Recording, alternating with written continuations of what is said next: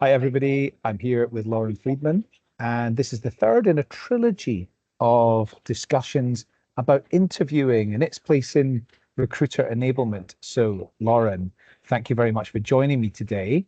For anybody that's missed any of these interviews or that doesn't know you, give us a quick introduction to you first. Yes. I am the owner and operator of a recently launched firm called Workforce Consulting, and we are really focused on getting as many companies, as many startups, especially up to speed on the necessary skills, the necessary systems and frameworks that unlock efficiency, allow you to do things in the right order, at the right size, and save your runway, save that investment money that you have in the bank for when you really need it, those major inflection points of growth.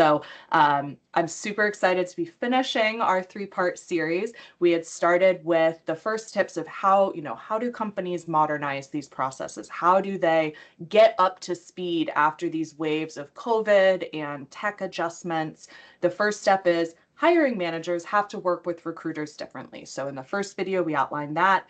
Then we move to how do hiring managers work with their interviewers more successfully. And in this final video, we're going to talk about the skills that interviewers really need to have that most teams are missing out on establishing because there's really just a weird mindset around interviewing. I think it's assumed that we all have this skill, but it is actually a trained skill, just like everything else that you do in a company. And there's ways that companies can invest in this skill without a huge lift or without having to like overload their entire system. So I think that'll be a great place for us to start today. Great. Okay. And this is really wonderful for me because, as you know, as I've said many times on here and on social media, assessment's not really an area of expertise for me, and it's not one that I've spent a lot of time in. I've been much more focused for the last 25 years on like the sort of top of the funnel talent sourcing and recruitment marketing types of areas. But this is becoming something I am really interested in. So Yeah. I think what we're talking about today includes things like training, Mhm. frameworks, enhancing Yes, skills. You've got some methodologies around this. I do. Tell Yes. us all about it. So first we have to establish like what is a baseline skill for interviewing? And it sounds kind of obvious, but I've done a lot of research with interviewers and interviewed a ton of them on how do you go into these candidate situations? What preparation do you do? And it is as close to zero as you can get. Like we talked about in the last video, a lot of interviewers are walking into that meeting looking at the calendar invite to know what role they're assessing that candidate on, right? So that is where we start baseline expectations that an organization can establish with their interviewers. I say it all the time, interviewing is a privilege. If you are not in that room understanding the responsibility that you have in the process, you should hand that responsibility over to someone else.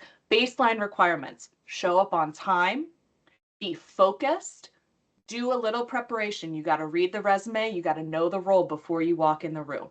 Every single person in every single company should have those requirements established. That is like a ground zero skill set, right? I think we all can agree that's how we show baseline respect, that's how we prepare well, and hopefully when these teams are, evolving this interviewing process, evolving their recruiter enablement to lean on the other team members' strengths more, that's when we can move into the intermediate skills and then the expert skills. So everybody needs to learn how to actively listen at some point, but there's many stages of active listening, right? Just being able to hear me and not interrupt is a great form of active listening that you're doing right now. I'm sometimes not so good at that active listening stage because I get excited, I want to jump in. So that for me is a self-awareness that I have to have as an interviewer. And if I want to participate in interviews more for a company, talking to my manager and saying, hey, can I get some sort of baseline training? Is there a course that I can take? I know the CTI has a ton of great courses on active listening, how we can practice this in every area of our lives, because it is an essential business skill too. So we'll start there. And I do have a framework, like you hinted at. You know, I love my frameworks, and I call it the CAR framework. And it really helps when you are just learning how to actively listen in an interview. And it's something that I think every team should add into their rubrics to help give boundaries and let interviewers know what a good answer sounds like. Because that is the number one pain point that interviewers shared with me during the research I was doing was they don't know what a good answer should be. They may even have the behavioral questions to ask, but how do they know what to listen for to say that's a 5-star answer or that's a 3-star answer or a 1-star answer? So the CAR framework is it's a little variation on STAR, which you may have heard. I know different regions have that specific timetable, actionable result. CAR stands for context, action, and results. And those are the three focus areas that you need to capture in order to actually assess whether someone's answer to a question. Tell me how tell me about a project that was challenging for you. Without the context, you can't level it against, is that applicable to our team? If someone said, yeah, I built a product that 1,500 people used, and I'm an enterprise organization that has 1 million people using it, that's not scalable. Without that context, just saying, yeah, I built a great app that was used by a lot of people, you don't have the right scaling for that. The action as well is, what did this person do in the project? What steps did they take? What order did they take them in? More context that you can get through this. Who did they work with? What was the team size? And finally, the result, which some people may think, oh, you should only have positive results that someone's delivering. Well, not every product and not every project is a success. We know only 1% of startups make it, right? So the majority of answers you will be hearing have some level of failure in them, if not total failure. So as an interviewer, the result that you're looking for is actually not, did it succeed or did it fail, but how did the person handle those results? How did they execute towards those results? And what did they learn? If it was a failure, how did they move forward from that? And what did they learn to not do the next time in when that situation comes up? So that is where you start building that intermediate skill into the expert level skills. And I'll pause there and see, what questions do you have as like an assessment beginner that you think our audience might also have that I can answer to clarify this for them? I really love the idea that it's a privilege to be an interviewer. Um, hi, when so many hiring managers think about it as a chore and turn up for interviews like unprepared, what are some of the ways that we can go about reframing this for them? Yeah.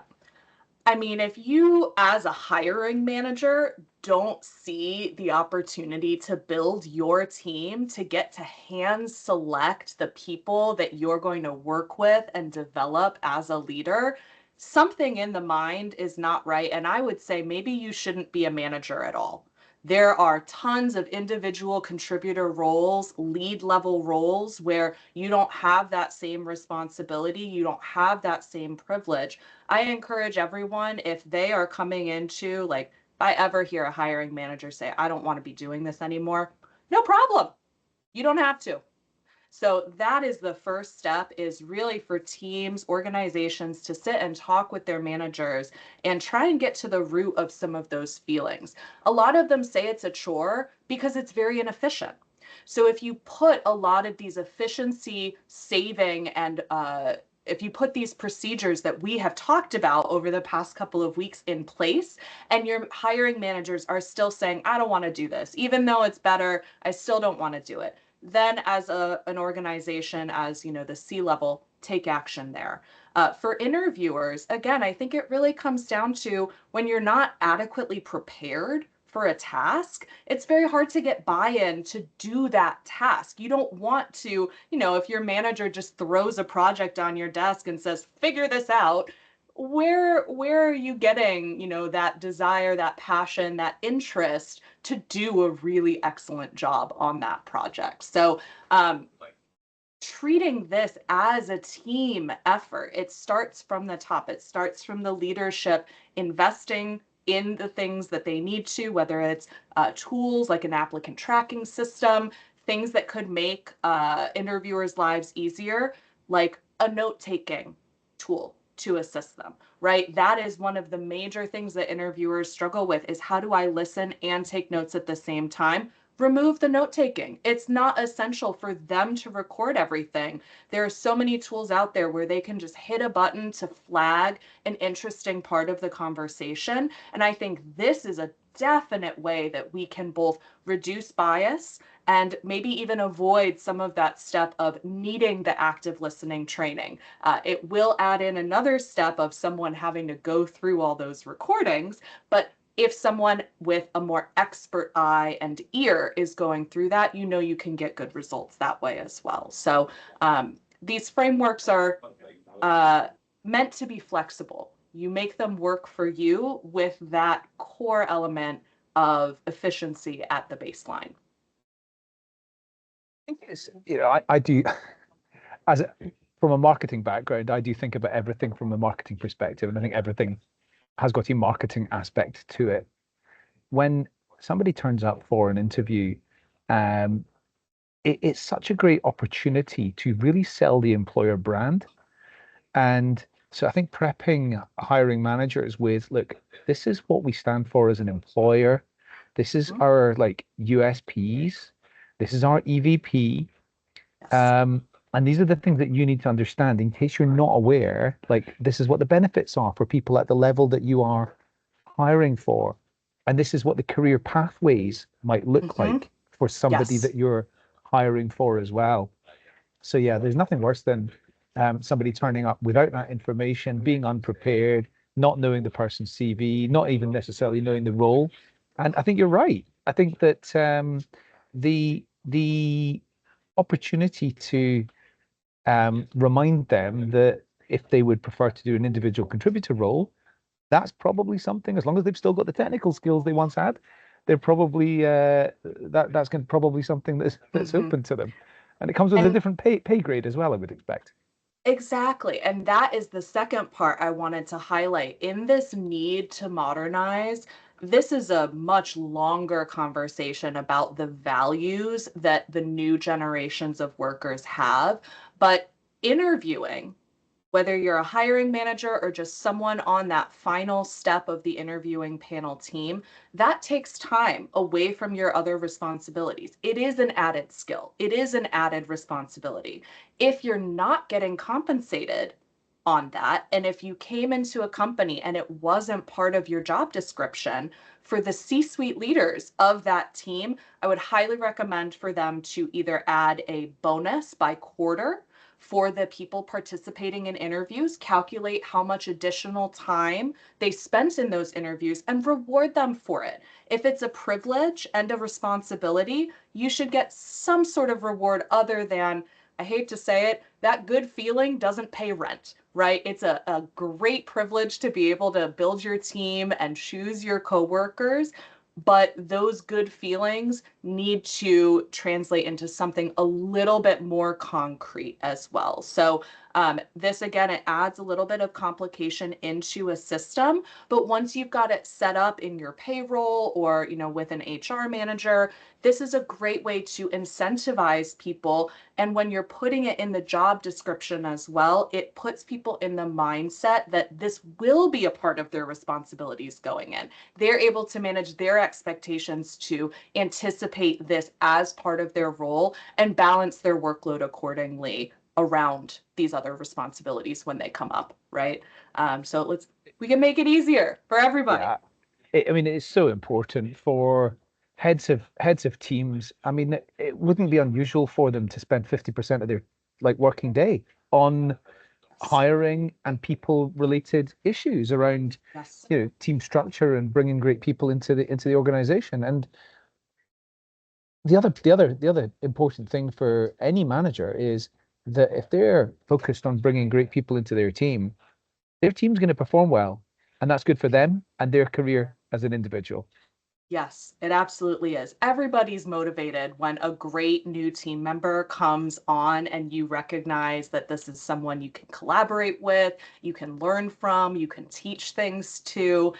It brings new energy to the team. So, a lot of this shift that we can put into place, taking it from a chore into a privilege that people look forward to, like we said at the beginning, first it starts with establishing those frameworks and good communication between the teams.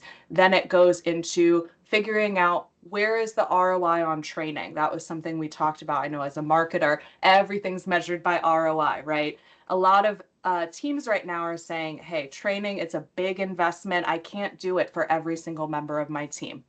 Okay, don't. Start with the hiring managers. Like we talked about in our first video, hiring managers are the quarterback. If there's anybody who needs to be trained on the team, it's them. So figure out, is there a course that you can get your whole team in? Is there an expert that you can bring in for a day to do a seminar and then a follow-up later to make sure those skills are embedded? How can you creatively invest in that training where it really matters and is going to have that long-term impact? Your managers, if they're trained well, can train the rest of your team on these skills. So that's another cost-saving way to make sure you get that return of your investment without overspending and over investing in team members who don't need that expert level, you know? Lauren, thank you so much for your time. This has been an excellent series. I've really enjoyed learning from you. You're a brilliant teacher, by the way. Thank you So so much. I really enjoyed it. I know that this is not going to be the last time that you and I do this type of thing together, but It's too this fun. brings We this can't stop. absolutely. But this series on the subject of interviewing to a wrap. And if anybody wants to know more about this type of subject or the subjects of recruiting in a kind of startup scale up environment, how do they contact you? They can go to workforceconsulting.llc or find me on LinkedIn, Lauren Friedman, Workforce Consulting. Send me a message and we'll start a conversation that way.